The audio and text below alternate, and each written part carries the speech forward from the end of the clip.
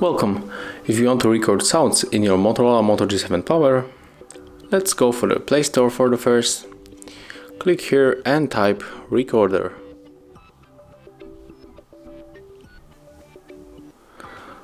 And right now you have to select one of this application, and maybe I'll go for this one.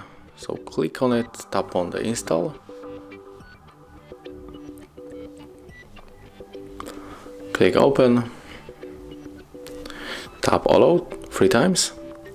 And right now if you want to start your record, just click here.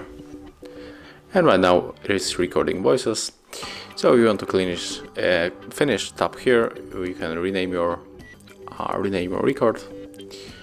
Tap on the OK. And if you want to listen to it, just click here and you will find it on this list. So thank you guys for watching.